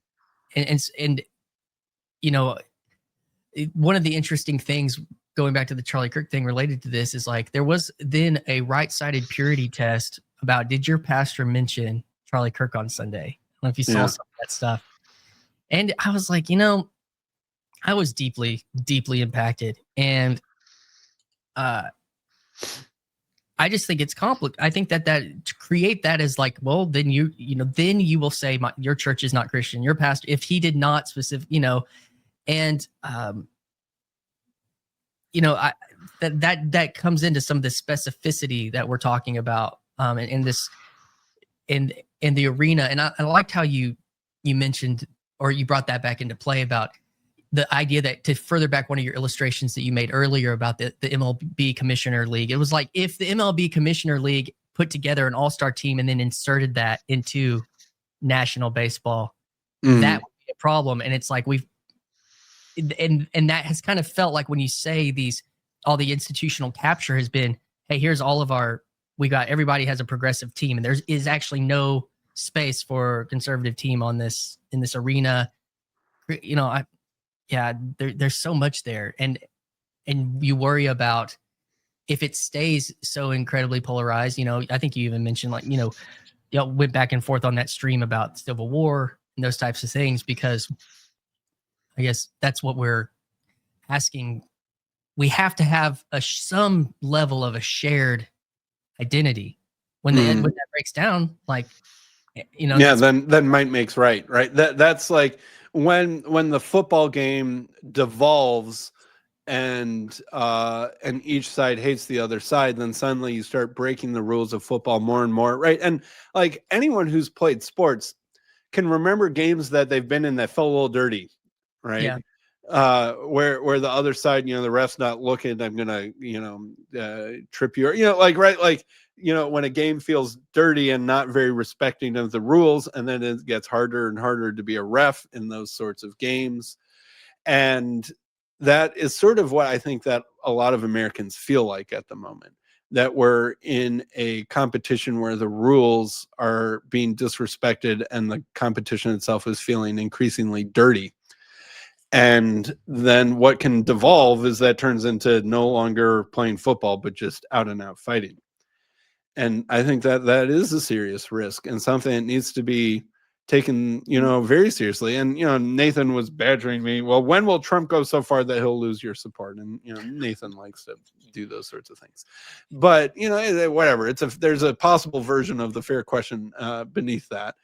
And, Trump using the National Guard to round up illegal immigrants in cities. This is a little bit of it's legal for him to do that, but it is because these liberal cities are not cooperating with his authority. And so he needs to use something closer to his authority that he can exert over these uncooperative states and cities. And that is the kind of thing that are steps in that direction. And I'm not sure if this is a wise thing or not for him to do. I'm like, a lot of them are in Chicago right now, and it seems mostly like it's kind of more of a publicity stunt than anything. I'm not sure. Like, you're not going to solve Chicago's gang violence problem in, like a long weekend with the National Guard. That's like, good luck. That's not going to happen. It's the gang members will hide in their house until you're gone, and then it'll be back to normal as soon as you leave. And we know you're not going to stay that long. And okay, how many illegal immigrants can you really round up when you're so obvious? Yeah, it's like, anyway. So, well, whenever that point came up, something came into my mind because of my local salience, but is Little Rock, Arkansas, and there's a historical point about the Little Rock Nine. There were 9 black students that were not being allowed. So my state was disobeying the national, law authority. Yeah. And so you made the point that these cities are disobeying a national authority. And it's one, like, oh, well, these children, we're going to go protect these kids to go to school or whatever. We're okay, on one side of the aisle to say, look at the National Guard. And if you were, at that point in history, opposed to that idea, you would think, man, our government is, is stepping across a line or something. Maybe I wasn't there. That was just the image that came to my mind whenever that conversation came. Sure. That's a very good example. And, but to step back and ask about, well, this was the authority and like these laws are being broken. So like illegal immigration being broken, and then the authority comes in and enforces the legality. Right. And so, segregation became illegal, and the state authority came in and enforced that legality in my state. And so, yeah. And so is that bringing us closer to a shared sense of order and values and forcing the other side to respect the other side's authority? Because part of fair play is when the other side makes decisions or executive orders or passes laws that you respect that. That is part of fair, good play. And so if you're not doing that, then that is a little bit seditious. And so should slight sedition be treated with force to help enforce the fair play? Or is that a temptation to get the military more involved in a way that could lead to violence and disorder? I don't know. Well, I don't know. One of the interesting things that I'm just now thinking about related to that illustration with the Little Rock Nine is that the National Guard was actually protecting these people from our own citizenry. Yeah. But if the illegals are not citizens, it's a very different. They have different rights. It's not like they have no status or no rights, but they aren't protected by the Constitution in the same way. Yeah. And so, that's a very different situation of like the National Guard being used to wrangle our own citizenry in the Arkansas case. Not that I think those kids obviously should have been able to go to school, but that's a more intense picture of that technically than non-citizenry, I guess you could say. But that, that's part of the whole, that's all tangled up in these, political agendas and everything. But, we've gone really far into this, but I think it all is connected to a shared, we're talking, ultimately, it feel like long live moralistic therapeutic deism it seemed like was, how can we reclaim a Christian identity in America that we took for granted. And I long had this idea, or not, I don't know, idea, but shared a sentiment with, certain political voices, you could say, that, and I brought this up earlier in the conversation, but that America is not some blank slate of pluralism, multiculturalism. It just wasn't. I mean, there were multiculturals, but like the difference between a Methodist and a Catholic and a Methodist and and like a Muslim is, or even an atheist to a degree, or there are levels of multiculturalism. Multiculturalism isn't just a flat thing, I guess. And how do you find a shared identity if the identity is just complete, multiculturalism? Right. And I think that that's something that we need to remember. And I think that the left is not particularly good at remembering this, is that when you're inviting someone to be an American, you're inviting them into a particular thing. And that we need to ask something of that. Like all legal immigration in the future should require English fluency or English competency. Something like that. Why? Because we're a group of people who speaks English, and if you want to be part of our group, we need to talk to you. You need to talk to us. We do that in English. You need to speak English, right? And here are our values. Here's our history. If you're not going to be loyal to that, right? If you're not going to swear an oath and say the Pledge of Allegiance and that sort of thing, and you don't get to be part of this, because we can't be. And I think immigration, that's why it's such a hot button topic, because it most of all the political questions, it most focuses the attention on these sorts of questions. And that, I think that this is something like a possible Achilles heel of liberal democracy is that you let in and tolerate and give freedom to a group whose ultimate goal is to undermine the United States. Right? Or undermine the Republic or undermine the Constitution. And that's sort of like what the Nazi party did in Germany, is like, we're going to use these weak spots of democracy, but our ultimate goal is to get rid of it.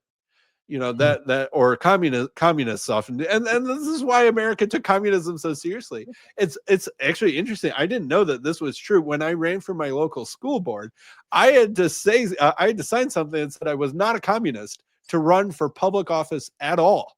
I had to swear an oath that I was not a communist. And it's like, well, is that a religious test for office? No, it's a political test.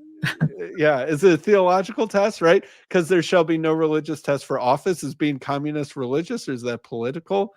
And I think that we need to remember that part of the reason why we can have so many freedoms in the United States is that we can take a lot of these questions for granted, and that we don't need to enforce it with force. We can assume it, but we can't remember that we are assuming it and take that assumption for granted by who else we let in or something like that, or what we allow to. And I think that we need to remember that a large part of the reason why we can make a lot of these assumptions is that we were assuming that a lot of people hold Christian values. And that if I assume that you have at least some amount of allegiance to Christian values, I don't need to use force on you to do this, or this. And I can trust you to be a cooperative participant in the liberal democracy. Yeah. And it goes back to the cut flower. Can we exist without that part of our identity being cultivated or rooted in something? A while back, I was having a conversation with a guy, Orthodox guy in the corner, Michael, and he was telling me that the Orthodox have an image for the relationship between religion and politics, and it's a two-headed eagle. Mm-hmm. Like it symbolized, and it's as America having our eagle as our national bird or whatever symbol. And it was kind of interesting to think about that, and even if you look in, the kind of a basic reading of scripture is render unto Caesar's, and and there's these kind of like there's this idea about God's relationship to the politic or to the government as being a different relationship to the person, I guess you could say, or something like that. And that's been kind of a helpful thought. I don't know all the implications, but that it's how do we relate to that? Because I guess the globalist kind of idea is like it's a complete secular, there is no relationship to God. There's only relationship to government. And then government's not accountable to anything, which you talked about, even the personal accountability that someone would have if they had somewhat of a Christian moral framework. Like, can a government exist without, some rooted moral framework? And that's a question I think that's also being put forth currently right now in our political environment. Yeah, and I think the answer is no. And then the question is how to reestablish that shared framework. And like, I don't know exactly how this would work, but I do feel like it is something more like and that's where I think evangelicalism has a tool in its arsenal, which is evangelism, and a more self-confident, I'm going to talk about God. I'm going to resist that anything but Christianity pressure that I talked about in my video. And I'm going to say that actually, instead of Christianity having the opposite of pride of place, where it feels like it's the only religion that can't be talked about in public because we need to be welcoming of the non-Christians, that to remember that it should have something like a pride of place in public conversation. But I mean that more at the level of cultural norm than I mean that at the level of law or policy or anything like that. And I think a law or policy in that way would actually be quite wrong and backfire. But that I think that what evangelical Christianity needs to focus on is to go more specifically targeted after these sorts of cultural norms and to seek to influence. What? You mentioned like Merry Christmas, like the war on Christmas type thing being an example of that, I think, in the videos. Right. Yeah. Say Merry Christmas, not Happy Holidays. Yeah. Yeah. But to be called crazy that this was like, or to be belittled when that was being, diminished and marketed and Hallmark and everything else, was like, oh, you're just, like, but you can see the pattern of like, well, let's make this more broad. Okay. Well, I understand that, but why do people put up like you can't. You're turning the whole holiday into a nothing, and it won't have any motivating force or guiding power. And we need that motivating force and guiding power to help form people religiously and to give them the sort of faith in the thing that they're participating in, so that they make the right decision instead of the wrong decision when the thing is on the line. But and I think the Christmas example is apt because, okay, well, people are just always going to put up Christmas trees. No, they're not. What's the story of the Christmas? At some point, it's just like it just becomes some materialistic Festivus. That I'm having to just give people presents, and I don't want to give my, like, why am I even doing this? And it's like, well, what about the stories of Kris Kringle or the Saint Claus? That was that took presents to orphans, or whatever the kind of mythos related to that you can kind of point people to, that creates a moral framework for what you're doing, and that can come and I guess those things just being taken for granted over and over again. And even, I guess, like the conservative impulse or just like the laissez-faire kind of idea, which you're kind of pushing back against. Like, it's okay to say, hey, no, we should care that this was a Christian tradition, and that's okay. Yeah. And I, like you said, pride of place. I've never heard that. Is that kind of a normal? Where does that come from? I don't know. I think that's an expression, right? Pride of place. I think that's the thing that people say. Pride of place, the most prominent or important position among a group of things. Great. That's exactly what I mean. The most prominent or important position among a group of things. That Christianity should have some pride of place in the American story. In the American story. And, it's interesting and kind of coming down on our time here, but I think you went back all the way to your introduction about, we talked about the Peterson pipeline, and, I've got this stuff up here, because it kind of was a wake up call for, I think, many people, like you were saying, many millennials who were formed, like you said, with kind of Christian assumptions that then deconstructed those things. And then, secular humanism, secular materialist atheism. And then all of a sudden you're like, oh, wait, it was kind of a wake up call to that. And Jordan, that's been, I think, part of his project of, that the Western civilization is built on a substrate of Christian, story. And, and that feels relevant to everything. I went back and watched his conversation with Charlie Kirk after Charlie Kirk died. And I would recommend anybody to take the time to go listen to Charlie, because I think there is almost a direct line related to what he was doing and what Charlie had begun to do. And it was an interesting, I even have friends that don't like the relationship that Charlie Kirk was presenting between Christianity and politics. But because there's this underlying anxiety about Paul's dread Christian nationalism, but for you, maybe as we kind of run down, what did Charlie Kirk's assassination for you personally mean? It was funny. I was on a fishing trip in Yellowstone with my dad. And so I was very away from the internet. And I got a push notification from the New York Times on my phone, because I still subscribe to the New York Times. I got a really great student discount back in like 2007, so I'm still coasting on that. So I got a push notification from the New York Times saying that, Charlie Kirk had been shot, and then maybe 2 hours later that he had passed away. But I didn't have access to Twitter or anything, and wasn't really keeping up with corner videos or anything, because there's very little internet out there, and I was on a fishing trip with my dad. And then it was only when I got back that I'm like, oh, people are still talking about, right? Like, and it's funny because I felt sad. I'm like, like I felt something, but I wasn't a huge Charlie Kirk fan when he died. I had seen maybe 15 or 20 minutes tops of clips of him. And maybe it was mostly just Twitter scrolling, right? That there would be some highlight reel. And I'm like, I knew who he was. And I didn't have negative feelings about him, but he wasn't that important really in my, media feed or what have you. And I had this, I'm like, certainly some leftist shot him, which Jimmy Kimmel was wrong about. Or did I get the right name of this list? Yes. All right.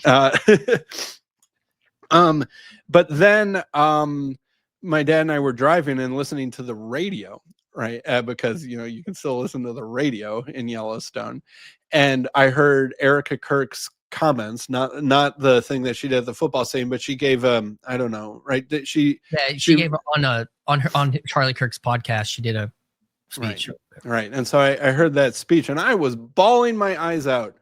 Driving through Yellowstone National Park, avoiding bisons, and listening to Erica, her speech, and then got back and saw that it was still a big thing, and saw how much it was really affecting some people. And like another example, kind of what I was talking about Zoomers and millennials possibly being different, is when I listen to Charlie Kirk, I'm like, this is just sort of Reagan Bush Republican stuff. I remember that. I mostly agree with it, but like, I don't find it that interesting, because I can basically already predict all of his positions on stuff. And while it might be interesting to hear him destroy liberals with facts and logic to stand up for some of those things, I never found him that particularly interesting, because that was map territory is what it felt like.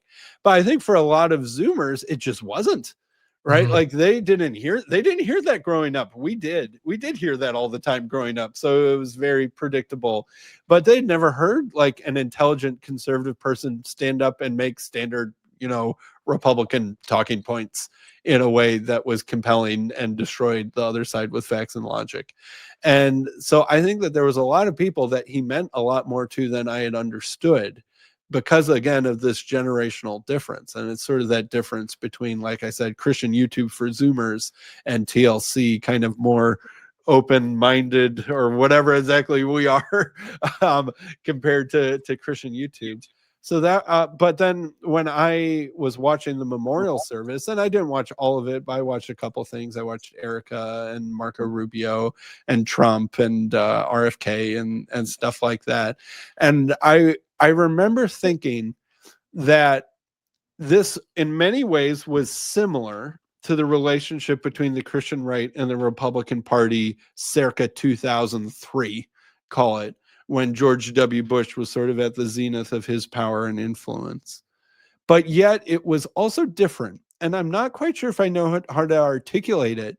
And I expected it to feel cringy, because I have some cringe reaction, right, to the Republic. You know, part of the deconstruction of all of our millennials was trying to figure out how exactly to disentangle, reentangle, not entangle politics and religion, because it felt like there was something a little bit icky or not quite right. Or really what I think that conservative Christians felt is that George W. Bush took advantage of us and our loyalty and embarrassed us with the Iraq war, something like that.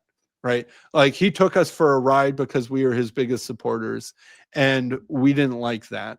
And that we got, in some sense, sort of duped, and we didn't get as much out of the bargain as we had hoped for either.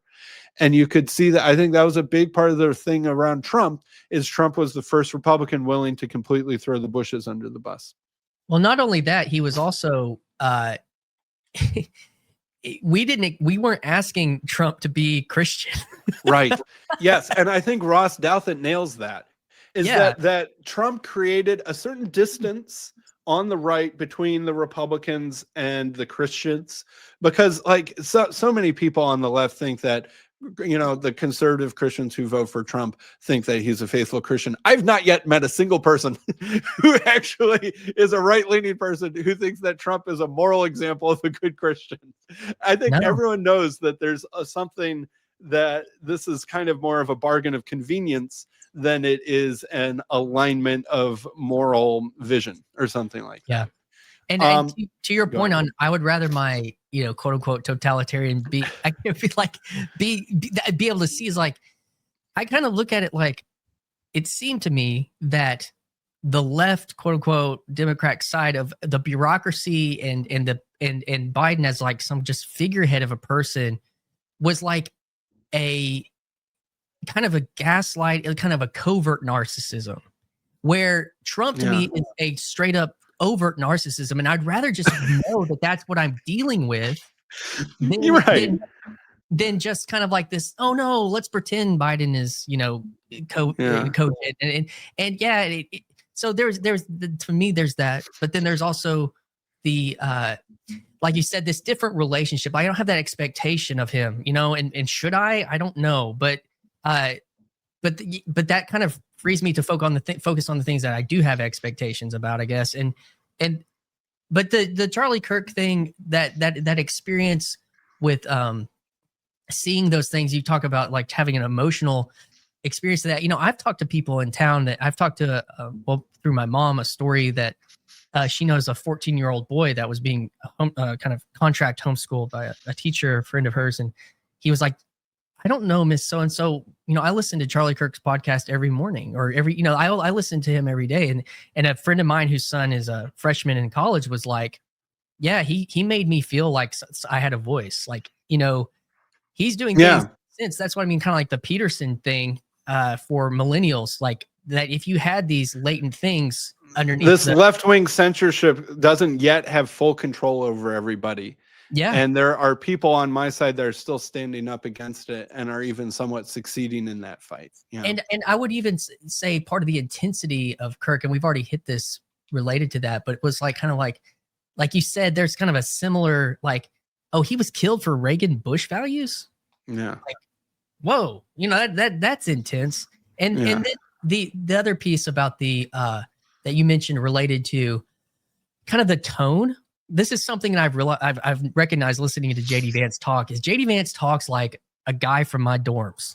Like I feel like when he's talking, like I'm literally just in my dorm talking to somebody. I don't know if he's doing that on purpose or if that's kind of what that feels like, versus the archetype of the Christian relationship to evangelicalism that I think still exists is somebody like Ted Cruz, where when I hear Ted Cruz talk about his faith, it just, it's like, like he's still cringe. He's trying to like talk like Billy Graham or something, instead of like a guy in my dorm room that I'm having a theological conversation with.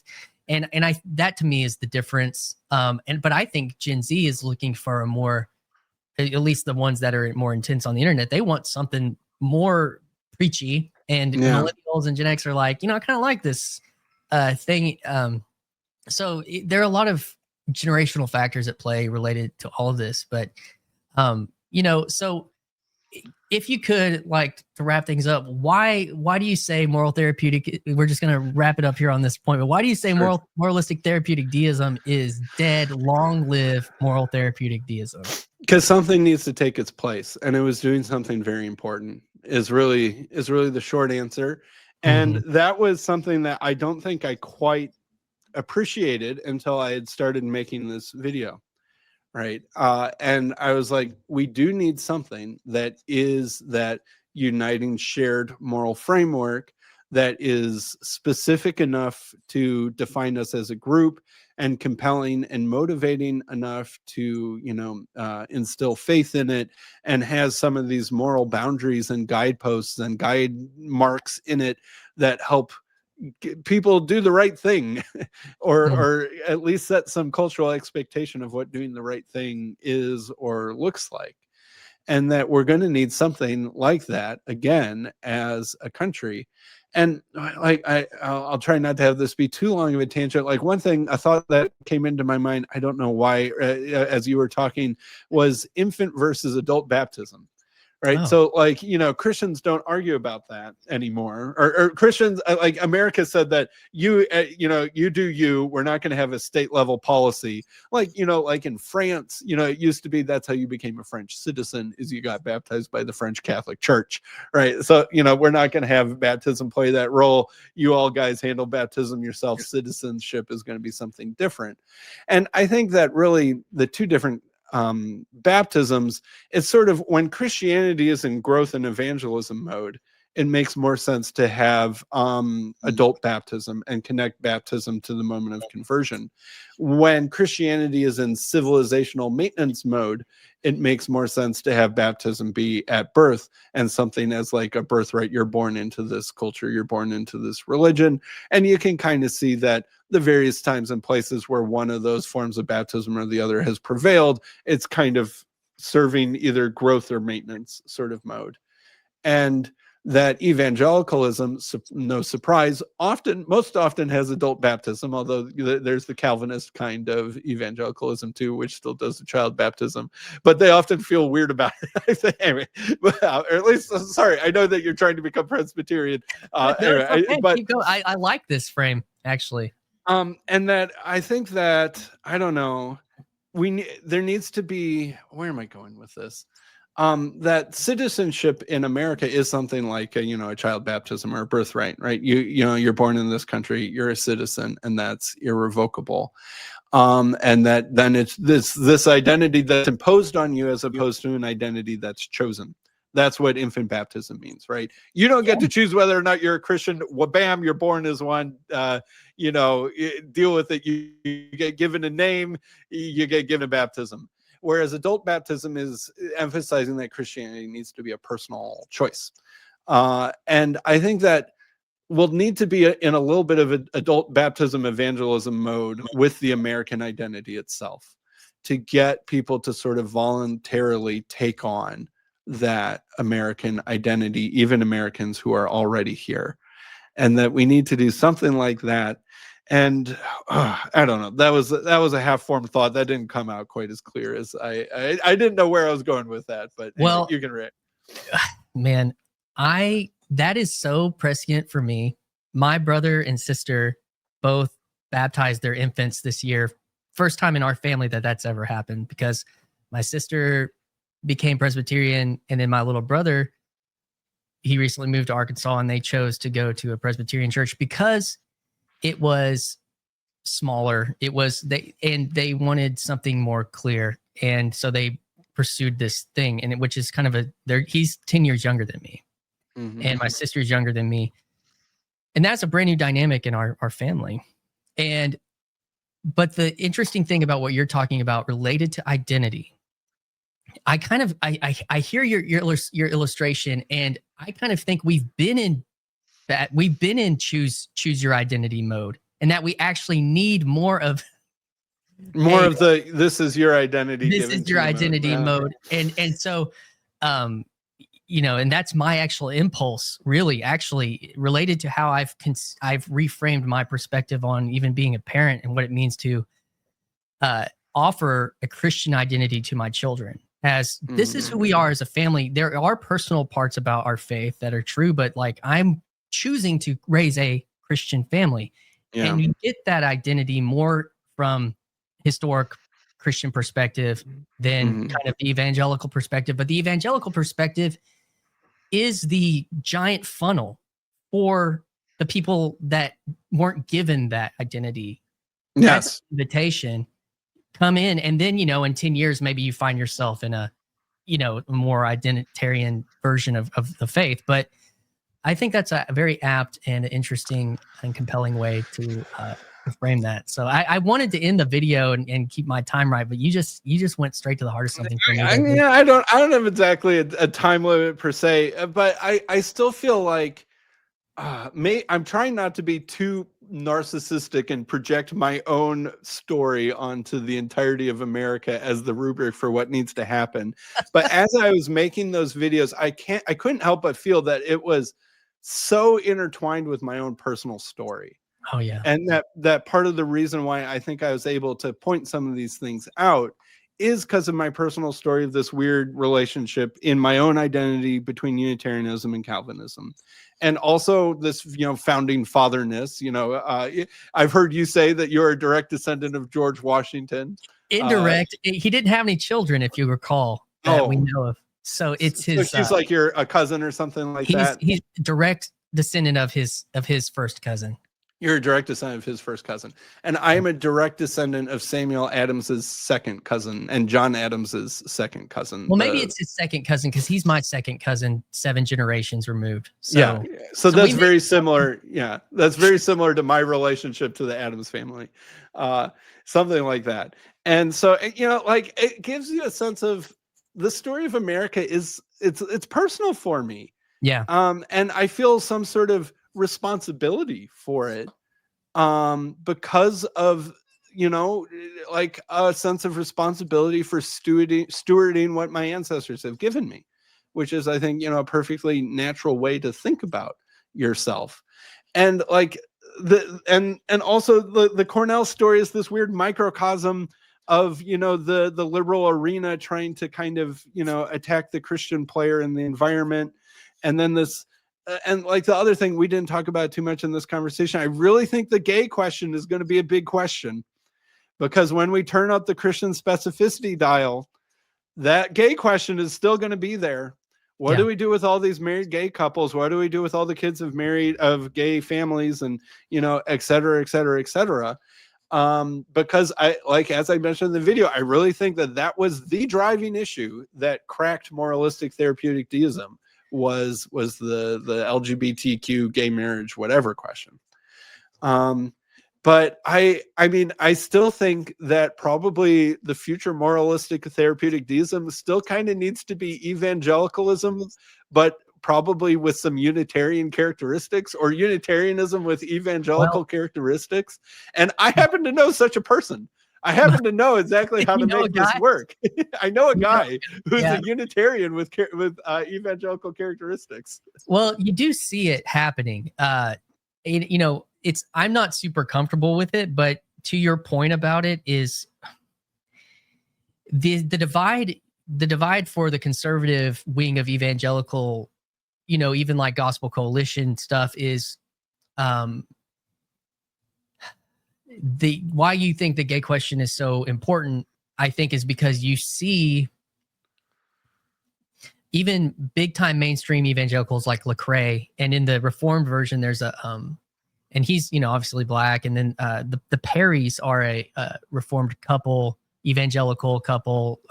She's and even what took place like at Matt Chandler's church or David Platt becoming my conversation with the Myers about their uncomfortability of seeing something like DEI come into the evangelical marketplace in these megachurch functions. You see this with what happened with Russell Moore and related to Christianity Today.